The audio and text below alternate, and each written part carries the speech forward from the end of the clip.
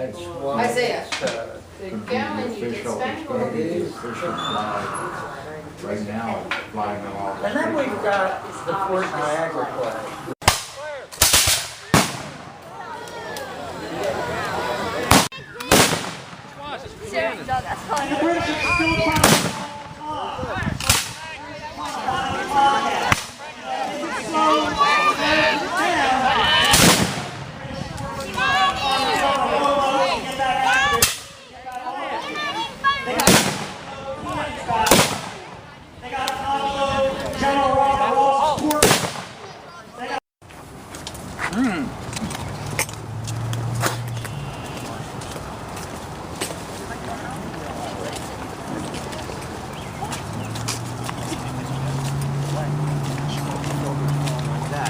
They won't even acknowledge that. It's a shame. The war we shouldn't have started. And we were lucky to get it.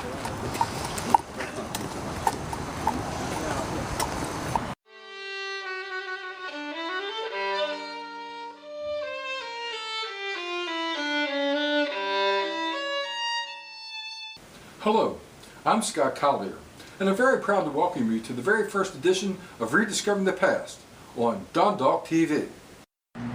On Monday, October 15th, 2012, a very patriotic group of citizens attended the Dundalk Historical Society's monthly meeting. I pledge allegiance to of the United States of America and to the republic for which it stands, one nation, under God, indivisible, with liberty and justice for all. One of the big reasons that the British were invading us was to stop the privateer trade. And if anybody knows Fells Point, most of the privateers that sailed from Baltimore Harbor were sailing out of Fells Point because that's where the shipyards were. And one fine Irishman there was Thomas Boyle.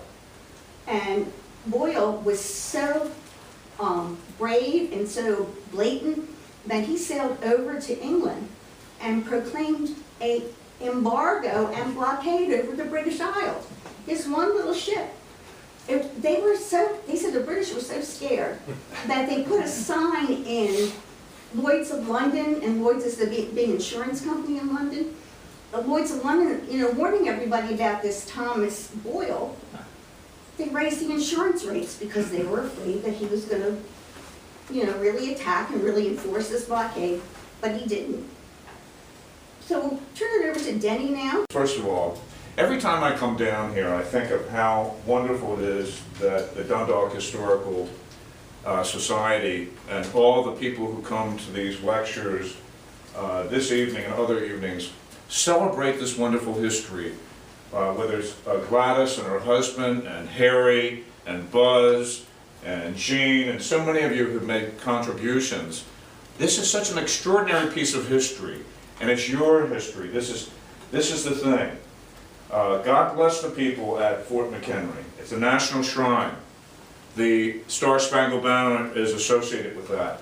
But it was on Old North Point Road that the Americans stood up to a very seasoned group of British regulars, and we as Americans showed great courage.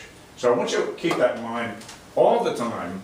Madison, who was the president, Madison is the first president to ever, I read, that ever physically went to a battle site. And he could have been captured by the British. I mean, it was very brave of him to go to Bladensburg that day, August 24th. And luckily, I think he was with cabinet members, but luckily he wasn't captured. Dolly, as you probably know, fled the White House with paintings. The British would go in and burn the Capitol building, the president's mansion, which that's where Madison was at the time, and the Library of Congress. And then they had their objective on Baltimore.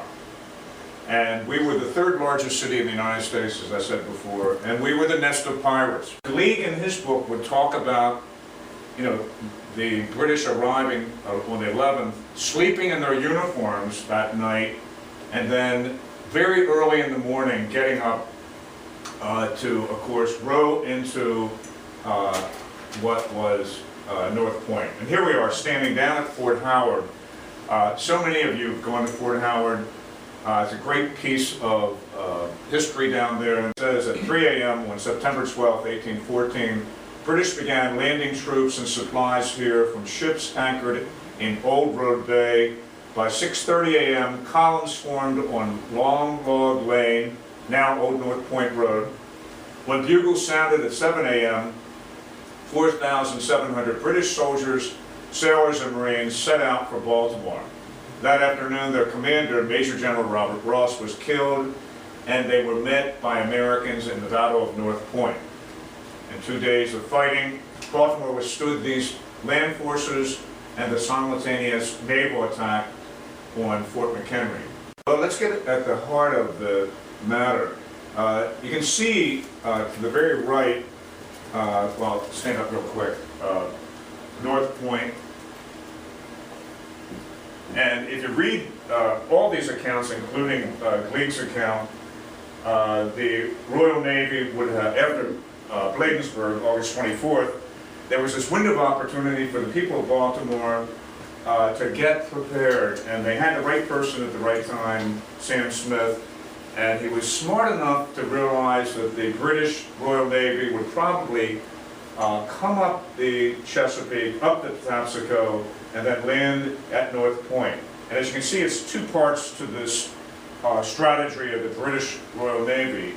They would position themselves up near Fort McHenry, of course, hoping to bomb the fort and then go right into the city harbor and burn the city. But the other part, of course, was the land battle, where 4,000 of their troops would come off the ships here at North Point and start their way up to Baltimore. And thank goodness that Sam Smith and Stricker were smart enough to trap the British in a very narrow part of the peninsula, which we'll see momentarily. And again, you can see these maps. The red show the British regiments, the blue you can see the American Stricker's City Brigade, and the 5th Regiment. The American side here is Stricker, John Stricker. And even here in your the Historical Society is a famous portrait by Thomas Ruckle. And you want to say something about Thomas Ruckle? Yeah, Thomas Ruckle fought at the Battle of North Point. He was a house painter and a screen painter, and participated on the American side. And then after the war, he painted two of the most famous pictures that were practically eyewitness, you know, didn't have photographs, but they were eyewitness accounts in paint about the Battle of North Point and the Battle of Baltimore. The great part about Defenders Day, you know, we're all getting older. I'm 63. I used to teach in Baltimore for 30 years. But it's our job to pass the history on to younger people. And every time you and I, Kathy and Buzz and Harry and everybody else in this group participate down there, you're doing the people of Baltimore County and Baltimore City a great favor. You're helping to educate and keep that history alive. And of course you see Jim Dugent there with the reenactors. But it's something that the kids and the parents have such a great day that day, but it's something so important about passing that history on to other generations. The veterans of the War of 1812 actually designated, they took people here and said this was definitely part of the battle scene, even though the battle would move up and down Old North Point Road near Trap and up to German Mill Road. This was designated as a definite site for the battle, and we're hoping in the next 2 years that there will be more ways to highlight this area, whether it would be a statue of Stricker or maybe a small visitor center or something in this area, because it's really hallowed ground and such an important part of Baltimore's history. Right off North Point Road by Stricker. That this picture here, that's a monument right there off North. What's it? Yeah, that's one get fenced in. This is on the other side of the one that has the wooden rail fence. The wooden Yeah, I know, rail, it's one go down North Point, because it, big North Point Road, yeah, this one's on the right-hand side of it Yeah. going down. that was falling apart for years ago. That's the big thing. Harry probably talked to us for hours about that. This, personally, to me, I think that money should be spent here for the bicentennial to make this sort of a really honorable place. This time I was down there, the fence was all messed up. There's trash, there's all kinds of things, but unless we get big donations or something, I don't think, Mary's not saying anything. I don't know if Baltimore County would support us on anything like this, but it really needs to be highlighted. Kathy, Yep, Dennis McCartney's here, and he can verify what I'm saying. We actually had 3 contractors. The concrete people donate concrete. We were going to come in and move the fence back 12 feet, which the county plan said. Basically, it was worth about $25,000 worth in my estimate. And the county said we could not do it with volunteers, and they would not give us permission to do it. Now it's happening. They have been awarded the sum of $9,600 for a design architect to do the Battle Acre and the, what you call the fence, it was actually the original Mars property where they were going to relocate the store. That is designed, and if anything happens to this, it won't be before a year from this July when the national parks may get the money provided. They get a grant for $400,000 from the legislature, and that is pretty much up in the air at this point.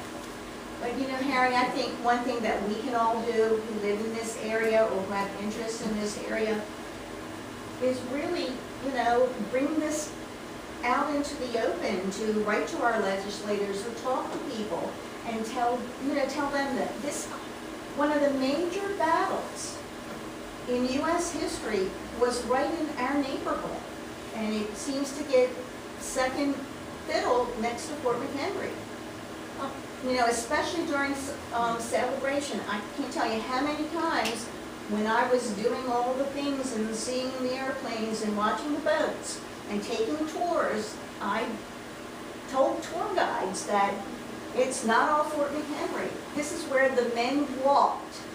They walked on this ground. It's hallowed ground. Their blood was spilled here. I guess I better be off my soapbox. I think we really need to save this.